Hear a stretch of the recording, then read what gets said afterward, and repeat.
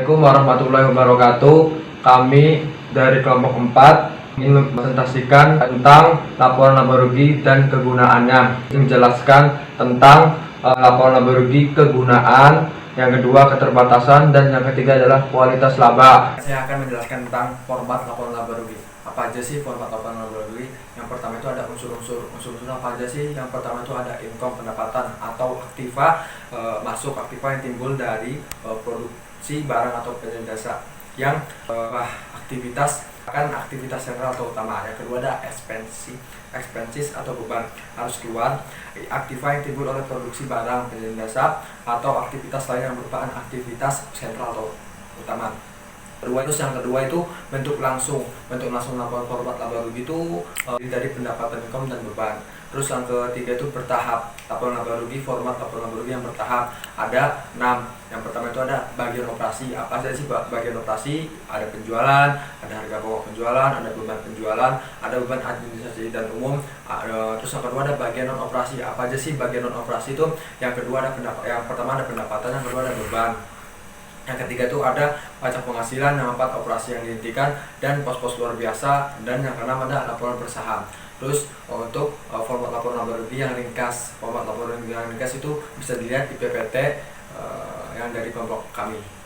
Yang pertama saya akan menjelaskan tentang kegunaan laba rugi. Apa sih kegunaan laba rugi di suatu perusahaan? Yang pertama itu untuk mengevaluasi kinerja masa lalu perusahaan, karena setiap perusahaan itu menginginkan perusahaan itu going concern atau berjalan. Jadi setiap tahun itu perusahaan pasti mengevaluasi laporan laba ruginya dari tahun sebelumnya dan sebelumnya untuk memberi nilai untuk kinerja masa depannya. Terus yang kedua itu memberikan dasar untuk prediksi kinerja masa depan. Yang saya sebelumnya kasih tahu itu perusahaan itu pasti ingin berjalan dari tahun ke tahun, ingin berkembang atau berkonsep. Jadi perusahaan setiap tahun itu pasti mengevaluasi laporan laba ruginya. Yang ketiga itu untuk membantu menilai risiko dan ketidakpastian pencapaian arus kas masa depan. Terus yang ketiga keterbatasan laporan laba rugi itu ada 3. Yang pertama itu ada pos-pos yang tidak dapat diukur secara akurat, tidak dilaporkan dalam laporan laba rugi. Terus yang keduanya itu ada angka-angka laba dipengaruhi oleh metode akuntansi yang digunakan, karena setiap perusahaan itu biasanya memberikan akun-akun sendiri oleh perusahaan tersebut masing-masing. Terus yang ketiga itu ada pengukuran laba yang melibatkan pertimbangan. Terus yang ketiga ada kualitas laporan laba rugi. Ada 1. Yang pertama itu pengolahan laba, perencanaan waktu, pendapatan, beban, keuntungan, dan kerugian untuk mengurangi gejolak laba. Ya.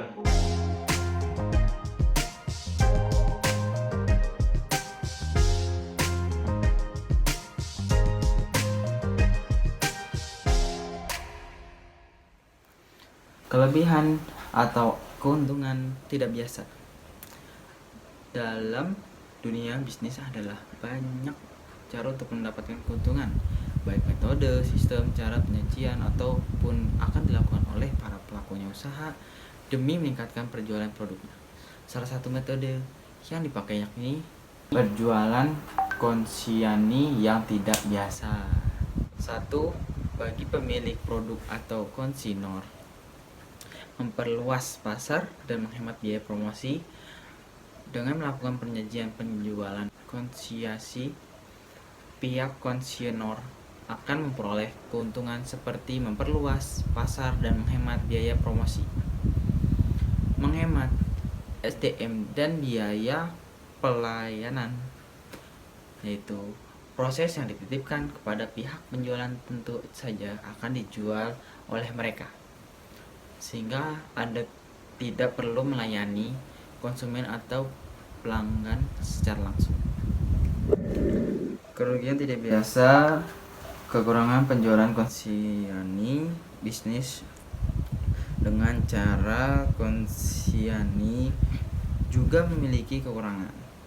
Bagi pemilik produk atau konsignor, resiko kerugiannya yaitu adapun resiko kerugian yang dimaksud disebabkan jika salah dalam pemilihan penjualan. Jika penjualan yang Anda pilih tidak menjual produk dengan baik atau produk yang Anda lakunya sangat lama, maka Anda dapat mengalami kerugian. Promosi tidak sesuai, yaitu karena pihak pemilik produk tidak melakukan penjualannya secara langsung, maka ada kemungkinan jika promosi yang dilakukan oleh penjual tidak sesuai dengan yang diharapkan. 2. Bagaimana penjual atau konsigner, yaitu sistem penjualan konsigner tidak memiliki resiko ataupun kelemahan apapun bagi penjual. Hal ini karena produk yang dijual memang bukan produk mereka sendiri. Perubahan prinsip akuntansi. Dampak perubahan dari satu prinsip akuntansi yang diterima ke prinsip akuntansi lainnya dicerminkan oleh pelaporan efek kumulatif dari perubahan tersebut. Dalam laporan laba rugi pada periode perubahan, penyesuaian kumulatif ditampilkan sebagai pos yang terpisah pada laporan laba rugi setelah pos-pos luar biasa dan sebelum laba bersih. Ketika suatu perubahan prinsip akuntansi terjadi laporan keuangan untuk seluruh periode laporan sebelumnya guna kepentingan komparatif dengan laporan keuangan tahun berjalan disajikan seperti yang dilaporkan sebelumnya.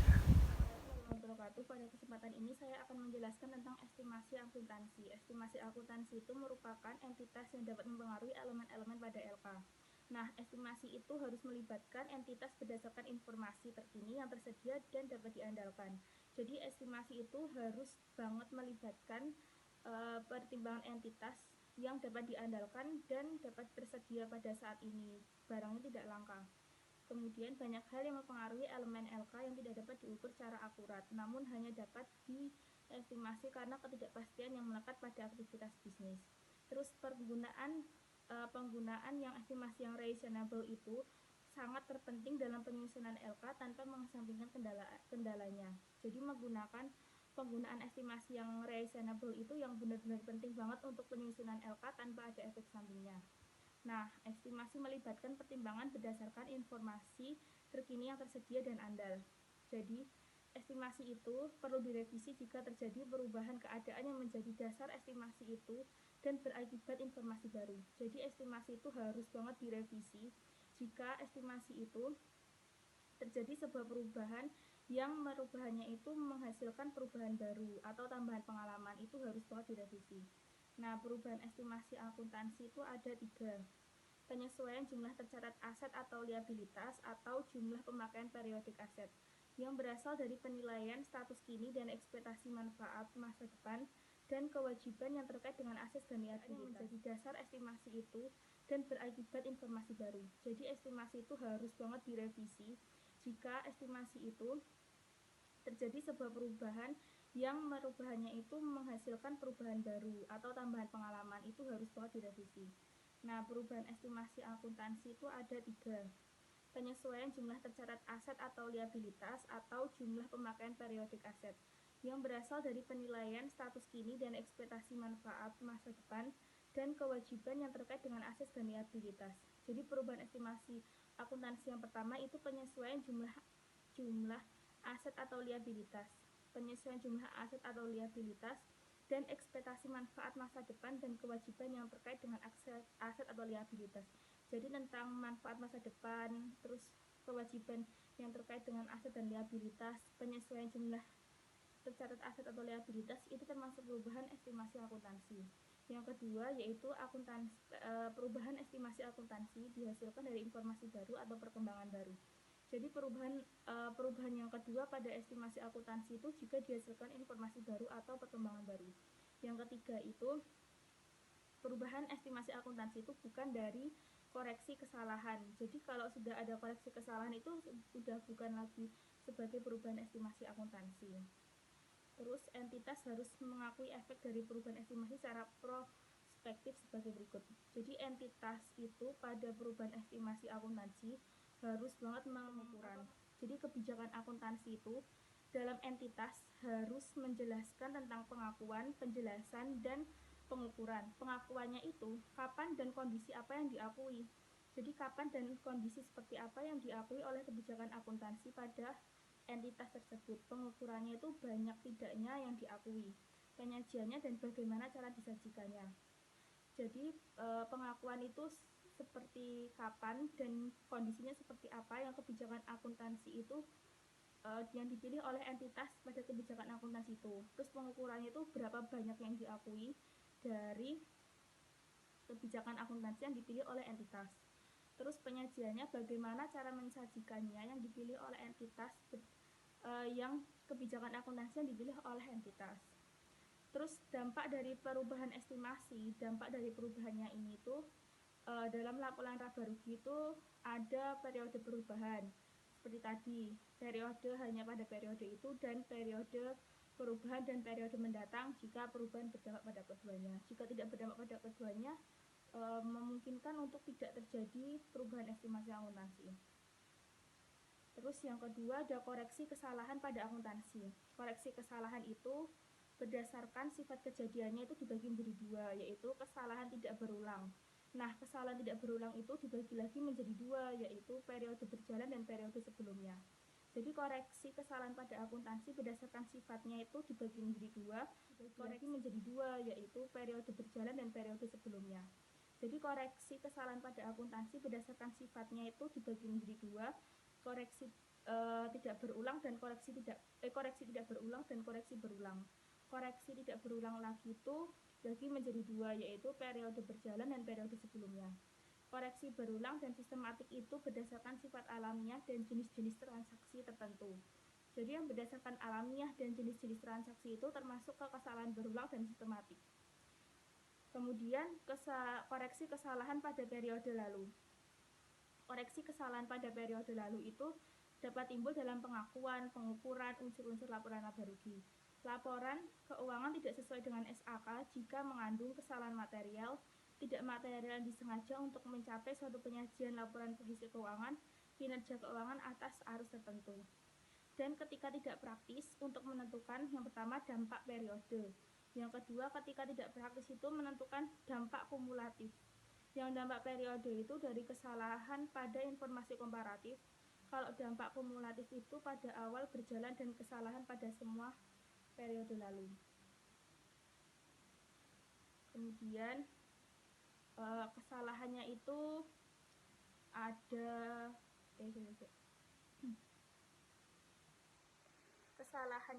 kesalahan dapat timbul dari pengakuan, pengukuran, dan jenis-jenis tadi. Yang kedua ada laporan keuangan tidak sesuai dengan PSAK. Itu pada perubahan estimasi akuntansi harus banget mengakui efek dari perubahan estimasi. Yang pertama, sepanjang perubahan estimasi akuntansi mengakibatkan perubahan aset dan liabilitas. Jadi sepanjang perubahan estimasi akuntansi itu mengakibatkan perubahan aset dan liabilitas, maka itu disebut perubahan estimasi secara prospektif. Yang kedua, dampak perubahan estimasi akuntansi selain perubahan penerapan di atas diakui secara prospektif dalam laporan laba rugi. Jadi dampak perubahan estimasi akuntansi itu juga diakui dalam laporan laba rugi pada yang pertama periode perubahan. Jika dampak periode hanya pada periode itu. Jadi perubahan prospektif dalam laporan laba rugi dalam perubahan estimasi itu dapat diakui itu secara prospektif dalam laba rugi jika periode perubahannya itu hanya pada periode itu. Jadi perubahan laba ruginya itu hanya pada periode itu. Yang kedua, periode perubahan dan periode mendatang jika perubahan berdampak pada keduanya. Jadi jika berdampak pada keduanya itu maka adanya periode perubahan dan periode mendatang. Itu baru diakui dalam secara prospektif dalam laporan laba rugi pada perubahan estimasi secara prospektif entitas. Terus kebijakan akuntansi yang dipilih oleh entitas harus menjelaskan tentang pengakuan, penyajian, dan pengukuran. Jadi kebijakan akuntansi selanjutnya yaitu pelaporan pos-pos tidak biasa. Nah, dalam pelaporan pos-pos tidak biasa terdapat masalah pelaporan khusus. Nah, yang pertama itu alokasi pajak intra-periode. Perusahaan melaporkan pos-pos tidak biasa kecuali keuntungan dan kerugian tidak biasa pada laporan laba rugi atau laba ditahan bersih setelah pajak. Nah, prosedur ini disebut dengan alokasi pajak intraperiode atau intraperiod tax allocation, yaitu alokasi dalam satu periode. Nah, alokasi ini mengaitkan beban pajak penghasilan dari periode fiskal dengan pos-pos khusus yang meningkatkan provisi pajak. Jadi provisi pajak itu pajak penghasilan. Nah, kemudian alokasi pajak intra-period membantu para pengguna laporan keuangan memahami dengan lebih baik dampak pajak penghasilan terhadap berbagai komponen laba bersih. Nah, alokasi pajak intra-periode juga mencegah pembaca laporan menggunakan ukuran kinerja sebelum pajak mengevaluasi hasil keuangan dan mengakui bahwa beban pajak penghasilan ialah biaya real. Nah, dalam alokasi pajak intra-period dalam laporan laba rugi itu digunakan dalam 3 pos, yaitu yang pertama, laba dari operasi berlanjut, kedua, operasi yang dihentikan, dan yang ketiga adalah pos-pos luar biasa. Nah, selanjutnya di PPT yang udah kita share itu kan ada tabel ikhtisar laba rugi. Nah, dalam ikhtisar laba rugi tersebut udah dicantumin berbagai situasi, contohnya operasi yang dihentikan, kedua, pos-pos luar biasa, ketiga, keuntungan atau kerugian tidak biasa, keempat, perubahan prinsip-prinsip, kelima, perubahan estimasi, dan keenam, koreksi kesalahan. Nah, tapi ikhtisar ini hanya menyediakan aturan umum yang harus diikuti dalam akuntansi untuk berbagai situasi di atas aja, gitu. Nah, selanjutnya kita akan masuk ke pembahasan penghitungan alokasi pajak intra-periode untuk keuntungan dan kerugian luar biasa. Nah, untuk selanjutnya yaitu keuntungan luar biasa. Dalam menerapkan konsep alokasi intra-periode dalam keuntungan luar biasa, kita asumsikan bahwa Schindler Co memiliki laba sebelum pajak penghasilan dan pos luar biasa sebesar $250.000 serta keuntungan luar biasa dari pengapkiran properti sebesar $100.000. Jika tarif pajak penghasilan kita asumsikan misalnya 30%, maka informasi berikut disajikan dalam laporan laba rugi yang udah kita share di PowerPoint. Nah, itu kan ada laba sebelum pajak penghasilan dan pos luar biasa, jumlahnya $250.000, kemudian pajak penghasilannya $75.000. Dan untuk mendapatkan laba sebelum pos luar biasa itu, dikuranginlah $250.000 dikurangi $75.000, jadinya $175.000. Kemudian keuntungan luar biasa pengapkiran properti jumlahnya $100.000, dikurangi pajak penghasilan yang berlaku sejumlah $30.000. Nah, laba bersihnya itu totalnya $245.000 diambil dari $100.000 dikurangi $30.000, jadinya ketemunya kan 70. Nah, $175.000 itu ditambahin 70, jadinya $245.000. Nah, pajak penghasilan sebesar $75.000 itu didapat dari $250.000 dikali 30%. Nah, jadi ketemunya $75.000 yang berasal dari laba sebelum pajak penghasilan dan pos luar biasa ditentukan dari transaksi pendapatan dan beban yang berhubungan dengan laba. Dalam penghitungan pajak penghasilan ini, Schindler mengabaikan konsekuensi pajak dari pos-pos yang tidak terlibat dalam penentuan laba sebelum pajak penghasilan dan pos luar biasa. Ketentuan luar biasa atau pengapkiran properti kemudian memperlihatkan pengaruh pajak yang terpisah sebesar $30.000. Selanjutnya yaitu kerugian luar biasa. Untuk mengilustrasikan pelaporan kerugian luar biasa, diasumsikan bahwa Schindler memiliki laba sebelum pajak penghasilan dan pos luar biasa sebesar $250.000 serta kerugian luar biasa akibat bencana sebesar $100.000 dengan mengasumsikan tarif pajak penghasilan 30%. Nah, dalam kasus ini, kerugian menimbulkan manfaat pajak yang positif sebesar $30.000 dan dengan demikian dikurangkan dan kerugian awal sebesar $100.000. Kalau yang atas itu tadi 175.000 ditambah 70, kalau yang di bawah ini 175.000 dikurangi 70.000, jadinya jumlahnya $105.000. Selanjutnya yaitu laba per saham. Laba per saham itu juga sering disebut juga dengan earning per share. Laba per saham adalah rasio yang umumnya digunakan dalam prospektus, bahan penyajian, dan laporan tahunan kepada pemegang saham. Terus untuk rumusnya laba per saham itu adalah laba bersih dikurangi dividen saham preferen atau laba yang tersedia bagi pemegang saham biasa itu dibagi dengan rata-rata tertimbang saham biasa yang beredar. Dan untuk perhitungan laba per saham biasanya itu bersifat langsung. Persen, maka informasi berikut disajikan dalam laporan laba rugi yang udah kita share di PowerPoint. Nah, itu kan ada laba sebelum pajak penghasilan dan pos luar biasa, jumlahnya $250.000, kemudian pajak penghasilannya $75.000. Dan untuk mendapatkan laba sebelum pos luar biasa itu dikuranginlah $250.000 dikurangi $75.000, jadinya $175.000. Kemudian keuntungan luar biasa pengapkiran properti jumlahnya $100.000 dikurangi pajak penghasilan yang berlaku sejumlah $30.000. Nah, laba bersihnya itu totalnya $245.000 diambil dari $100.000 dikurangi $30.000, jadinya ketemunya kan 70. Nah, $175.000 itu ditambahin 70, jadinya $245.000. Nah, pajak penghasilan sebesar $75.000 itu didapat dari $250.000 dikali 30%. Nah, jadi ketemunya $75.000 yang berasal dari laba sebelum pajak penghasilan dan pos luar biasa ditentukan dari transaksi pendapatan dan beban yang berhubungan dengan laba. Dalam penghitungan pajak penghasilan ini, Sklinder mengabaikan konsekuensi pajak dari pos-pos yang tidak terlibat dalam penentuan laba sebelum pajak penghasilan dan pos luar biasa. Ketentuan luar biasa atau pengapkiran properti kemudian memperlihatkan pengaruh pajak yang terpisah sebesar $30.000.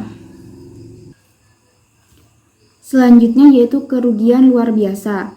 Untuk mengilustrasikan pelaporan kerugian luar biasa, diasumsikan bahwa Sklinderco memiliki laba sebelum pajak penghasilan dan pos luar biasa sebesar $250.000 serta kerugian luar biasa akibat bencana sebesar $100.000 dengan mengasumsikan tarif pajak penghasilan 30%. Nah, dalam kasus ini, kerugian menimbulkan manfaat pajak yang positif sebesar $30.000 dan dengan demikian dikurangkan dan kerugian awal sebesar $100.000. Kalau yang atas itu tadi 175.000 ditambah 70, kalau yang di bawah ini 175.000 dikurangi 70.000, jadinya jumlahnya $105.000. Selanjutnya yaitu laba per saham. Laba per saham itu juga sering disebut juga dengan earning per share. Laba per saham adalah rasio yang umumnya digunakan dalam prospektus, bahan penyajian, dan laporan tahunan kepada pemegang saham. Untuk rumusnya laba per saham itu adalah laba bersih dikurangi dividen saham preferen atau laba yang tersedia bagi pemegang saham biasa itu dibagi dengan rata-rata tertimbang saham biasa yang beredar. Dan untuk perhitungan laba per saham biasanya itu bersifat langsung. Saldo akhir laba ditahan menyediakan informasi tentang mengapa aktiva bersih meningkat atau menurun selama tahun berjalan. Asosiasi antara distribusi dividen dan laba bersih periode berjalan mengindikasikan apa yang dilakukan manajemen terhadap laba. Manajemen mungkin menanamkan kembali sebagai atau seluruh laba ke dalam bisnis dan mendistribusikan kembali semua laba berjalan atau mendistribusikan laba berjalan ditambah akumulasi laba dari tahun-tahun sebelumnya. Lalu kita akan membahas tentang laba komprehensif. Laba komprehensif sendiri atau yang disebut dengan comprehensive income meliputi semua perubahan selama suatu periode kecuali perubahan akibat investasi oleh pemilik dan distribusi kepada pemilik. Jadi selama satu periode itu perubahan dapat diubah, maksudnya dalam satu periode itu dapat diubah kecuali perubahan akibat investasi oleh pemilik dan distribusi kepada pemilik. Lalu ada komponen laba komprehensif. Yang pertama yaitu laporan laba rugi kedua terpisah. Jadi laporan laba ruginya itu dilaporkan secara terpisah. Lalu yang kedua ada laporan laba rugi dan laporan komprehensif gabungan. Jadi laporan laba rugi dan laporan komprehensif yang tadi itu digabung. Lalu yang ketiga yaitu bagian dari laporan ekuitas pemegang saham. Dan yang terakhir yaitu laporan ekuitas pemegang saham. Jadi laporan ekuitas pemegang saham itu gunanya untuk melaporkan pos-pos laba komprehensif lainnya dalam laporan ekuitas pemegang saham atau yang disebut dengan Statement of Stockholders Equity atau sering juga disebut dengan laporan perubahan ekuitas pemegang saham. Itu laporan ini itu melaporkan adanya perubahan dalam setiap akun ekuitas. Laporan ekuitas pemegang saham dan total ekuitas pemegang saham selama tahun berjalan. Laporan ekuitas pemegang saham biasanya disajikan dalam bentuk kolom untuk setiap akun atau dalam total ekuitas pemegang saham. Jadi biasanya laporan ekuitas pemegang saham ini dalam bentuk kolom, sama kayak laporan laba ditahan, tapi sama seperti laporan laba ditahan, sama seperti laporan komprehensif, tapi laporan ekuitas pemegang saham ini lebih kayak akhirnya lebih. Saya Duolidatun NIM 044. Saya akan menjelaskan tentang laporan laba ditahan. Jadi laporan laba ditahan itu sama saja seperti laba bersih akan menaikkan laba ditahan dan rugi bersih akan menurunkan laba ditahan. Jadi laba bersih itu pasti akan menaikkan laba, sedangkan rugi itu pasti akan menurunkan laba ditahan. Terus baik dividen tunai maupun dividen saham akan menurunkan laba ditahan. Jadi dividen tunai maupun dividen saham itu sama saja akan menurunkan laba ditahan. Penyesuaian periode sebelumnya atau setelah pajak harus dibebankan atau dikredit ke saldo awal laba ditahan sehingga tidak dimasukkan dalam penentuan laba bersih periode berjalan. Bagian laporan laba ditahan yang dapat melaporkan dua jumlah terpisah. Yang pertama ada laba ditahan yang bebas atau tidak dibatasi. Jadi laporan laba yang ditahan itu bebas, nilainya atau nominalnya tidak dibatasi. Sedangkan laba ditahan yang diapropriasi atau dibatasi itu hanya sesuai dengan yang dibataskan. Lalu ada contohnya yang di tabel di PPT itu kan ada PT Bimbing Jaya. Lah, jadi laporan laba ditahan sendiri itu rumusnya sama saja kayak saldo laba ditahan awal tahun itu ditambah laba bersih setelah pajak atau laba bersih selama 1 tahun itu, terus dikurangi dengan pembayaran dividen tunai. Lah, dividen tunai itu sesuai di tabel itu termasuk saham preferred, saham biasa itu ditambahkan. Lalu nanti saldo laba ditahan ditambah dengan laba bersih setelah pajak dikurangi pembayaran dividen tunai. Hasilnya yaitu laba ditahan di akhir tahun. Kalau yang di tabel berarti tanggal 31 Desember 2019. Lalu rekonsiliasi antara saldo awal dengan saldo akhir laba ditahan menyediakan informasi tentang mengapa aktiva bersih meningkat atau menurun selama tahun berjalan. Asosiasi antara distribusi dividen dan laba bersih periode berjalan mengindikasikan apa yang dilakukan manajemen terhadap laba. Manajemen mungkin menanamkan kembali sebagai atau seluruh laba ke dalam bisnis dan mendistribusikan kembali semua laba berjalan, atau mendistribusikan laba berjalan ditambah akumulasi laba dari tahun-tahun sebelumnya. Lalu kita akan membahas tentang laba komprehensif. Laba komprehensif sendiri atau yang disebut dengan comprehensive income meliputi semua perubahan selama suatu periode kecuali perubahan akibat investasi oleh pemilik dan distribusi kepada pemilik. Jadi selama satu periode itu perubahan dapat diubah, maksudnya dalam satu periode itu dapat diubah kecuali perubahan akibat investasi oleh pemilik dan distribusi kepada pemilik. Lalu ada komponen laba komprehensif. Yang pertama yaitu laporan laba rugi kedua terpisah.